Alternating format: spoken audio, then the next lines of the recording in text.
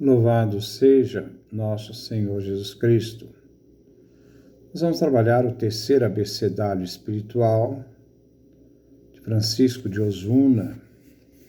Sempre lembro que ele inspirou Santa Teresa d'Ávila na sua vida mística, em seus escritos. Estamos tratando o 9º tratado. Fala de como se deve evitar a dispersão. As faltas não devem ficar sem castigo. Estamos no capítulo 3º, nosso 30º encontro. Como raramente devemos mudar de lugar. Um tipo diferente de dispersão é querer mudar de lugar. Com toda boa intenção, as pessoas querem ir de um lado para o outro. Seja porque ali tem um sol, porque querem provar vinho, ou porque acham que lá terão paz e tranquilidade espiritual. Sempre são tentações. E acontece que, indo para onde querem, percebem que as coisas não são como pensavam e querem voltar para onde estavam. Agem como Noemi no livro de Ruth. Deixando Belém para fugir da fome, foi para a terra dos Moabitas. Evitou o mal para encontrar outro pior. A morte levou seu marido e seus 2 filhos, e teve de voltar para sua terra com grande dor e tristeza. Um dos vícios que as Escrituras mais censuram é a leviandade ou a instabilidade. Em algumas passagens, as pessoas que assim se comportam são chamadas de lunáticas, porque mudam como a lua. Diz também o sábado: não te voltes a todo o vento, e não andes por todos os caminhos. Eclesiástico, capítulo 5, versículo 11. São como árvores transplantadas que carecem de raízes. Sabemos que estas somente se formam e crescem quando a árvore está quieta e não se mexe. E o profeta Jeremias as condena dizendo: gostam de correr por aqui e por ali, não deixam seus pés em repouso. O Senhor não gosta deles. Jeremias capítulo 14, versículo 10. Não permitas que fiques mudando de lugar sem te castigares. Depois da obediência, o que mais deves cuidar é de não ficar mudando, pois percebo que isso sempre traz pouco proveito e muito dano. Evita passar de uma província para outra, desta casa para aquela, porque prejudica o recolhimento, que não diz respeito ao lugar, mas ao coração. Nós estamos vendo essa questão do recolhimento. Onde fazer o recolhimento? Se fazer o recolhimento onde se está. Às vezes a tentação nos diz: não, aquele lugar é melhor do que este. Ah, não, eu tenho que recolher naquele outro lugar porque lá me dá mais serenidade. Não. Está onde está, ali se faz o recolhimento. Porque a tentação é mudar de lugar na tentativa de encontrar outro melhor, e, no entanto, não acontece. Ter a serenidade de escolher o lugar certo. E este lugar é o lugar da seu recolhimento, da sua meditação, da sua contemplação. Então, não mudar de lugar em lugar. E lembra o que diz o Senhor: em qualquer casa em que entrardes, ficai ali. Lucas capítulo 9, versículo 4. E também não andeis de casa em casa. Lucas capítulo 10, versículo 7. Já São Paulo admoesta os efésios a não ser meninos flutuantes e levados ao sabor de todo o vento. Efésios capítulo 4, versículo 14. E aos Tessalonicenses a viverem quietos trabalhando. 1 Tessalonicenses capítulo 4, versículo 11. Verdade que, em algumas situações, mudar de lugar pode ser benéfico para uma pessoa. Quando, por exemplo, ela se afasta de alguma ocasião de pecado e se livra de algum vício. Mas essa não é a regra geral. Se estiveres em dúvida, pensando que em outro lugar podes melhorar, escuta o conselho do sábio. Confia em Deus, persevera no teu trabalho. Com efeito, a Deus é fácil enriquecer de repente o pobre. A bênção de Deus apressa-se a recompensar o justo, e em pouco tempo faz crescer e frutificar. Eclesiástico, capítulo 11, versículo 23 a 24. Confia que aproveitarás mais permanecendo no teu lugar, pois se aquietas as paixões que te pedem para sair do teu lugar, o Senhor te dará luzes e verás que o melhor é deixares de mudar para entrares em ti mesmo, permanecendo na clausura do teu coração, na intimidade do teu coração. O livro de Jó diz: morrerei no meu ninho e multiplicarei os dias como a areia. Jó capítulo 29, versículo 18. Ainda que o ninho da tua perfeição te pareça pequeno, é melhor a pouca perfeição bem vivida do que muita perfeição mal guardada. Contenta-te de multiplicar os teus dias no teu lugar. Se queres, irmão, seguir corretamente a via do recolhimento, não saias de ti, da tua província, da tua casa, da tua cela. Nem tua boca fale sem dizer algo que seja bom para os demais. Se saíres, volta rapidamente, como o peixe que, quando se solta do anzol, volta apressadamente para a água. Aqui tem uma parábola, ela é uma parábola árabe, que diz que o peixe queria encontrar Deus.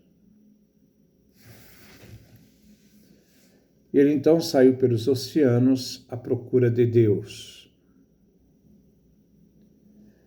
Quando ele percorreu todos os oceanos, ele parou, pensou e disse: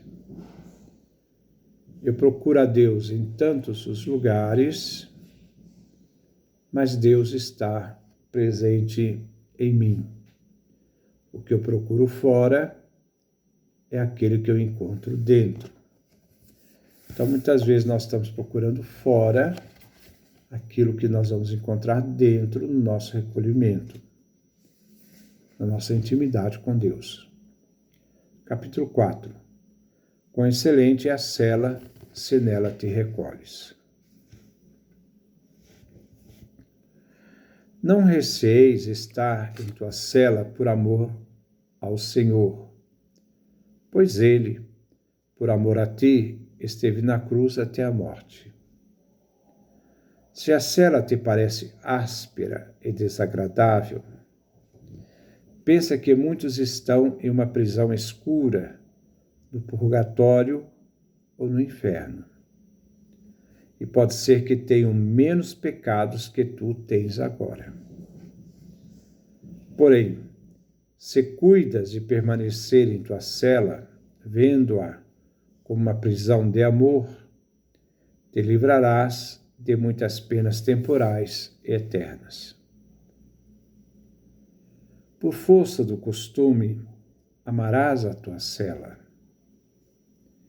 Te será tão suave que te custará afastar-te dela, da sua intimidade, do seu coração, do lugar que você está.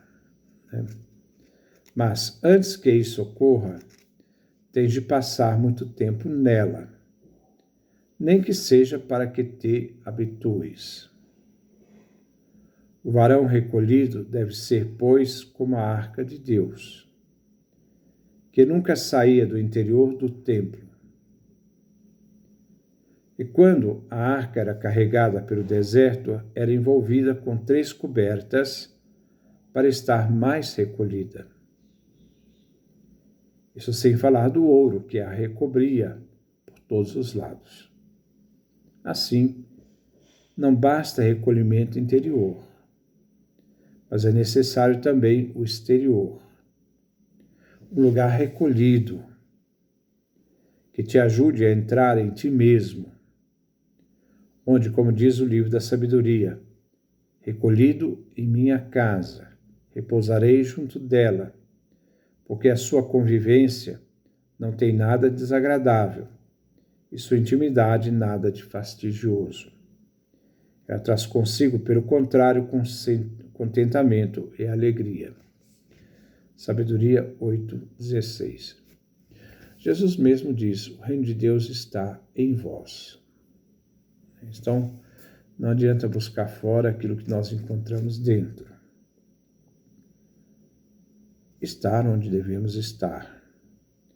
Se tens desejo de estar em tua cela, de tal modo que uma hora fora dela pareça um dia, e um dia fora pareça um ano, alcançarás consolo na alma e no corpo, pois conversar com Deus não traz amargura, nem pena, nem ira, antes traz paz e agrado. Os superiores podem ser duros com quem está fora da cela, para que retornem a ela, mas são doces e gentis com quem vive recolhido, encorajando-os a permanecer em suas celas. Em nenhum outro lugar encontrarás paz e sossego para a tua alma. Veja que ele está falando para o monge, né, de estar onde ele tem que estar. Muitas vezes a gente acha que para isso a vontade de Deus é que nós estejamos em outro lugar. Não, isso é uma fuga, é uma tentação que não corresponde à realidade. Onde nós estamos é onde nós estamos servindo a Deus, é onde nós estamos fazendo a nossa vida frutificar, a nossa vida espiritual, no recolhimento. Em nenhum outro lugar encontrarás paz e sossego para a tua alma. A pomba não encontrou lugar onde pousar, exceto quando voltou à arca de Noé.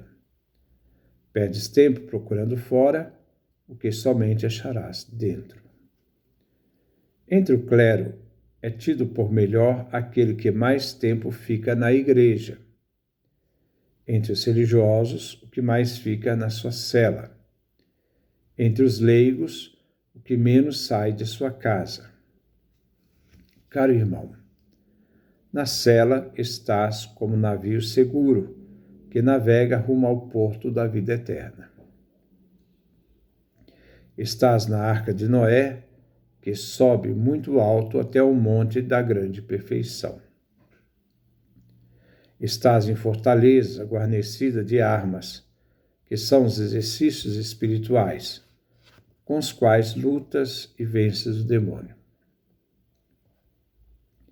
São tantas as excelências da cela ermida, o lugar retraído, onde podemos nos afastar para orar, que podemos dizer como o sábio. É protetor, poderoso, um esteio forte, o abrigo contra o calor, uma proteção contra o ardor do meio-dia, um sustentáculo contra o tropeção, um auxílio contra a queda. Levanta a alma ilumina os olhos da saúde, vida e bênção. Eclesiástico, capítulo 34, do versículo 19 a 20. A cela é proteção poderosa que o justo possui para ir a Deus. É esteio que fortalece nos bons propósitos. Ali se pode examinar os propósitos e desejos, aperfeiçoando os bons e repelindo os maus. Tem gente que muitas vezes não tem essa capacidade de estar recolhido no lugar. Eu, às vezes, digo que são pessoas de uma igreja turismática. Estão mais dispostos a mudar de lugar do que ficar recolhido naquilo que deveria ficar para encontrar o seu sentido da sua vocação, do seu ser e da sua própria vida. Ali, a cela é proteção poderosa que o justo possui para ir a Deus. É esteio que fortalece nos bons propósitos. Ali se pode examinar os propósitos e desejos, aperfeiçoando os bons e repelindo os maus. Fortalece a alma durante as tentações, é recreio e consolo do espírito, câmara, onde se pode chorar os pecados. A cela protege das quedas, favorece a busca da perfeição, ilumina a alma para ver as coisas de Deus. A enfermaria, onde se curam os que são feridos pelo amor de Deus, onde se vive a nova vida do Espírito Santo, onde são abençoados todos os que nela permanecem.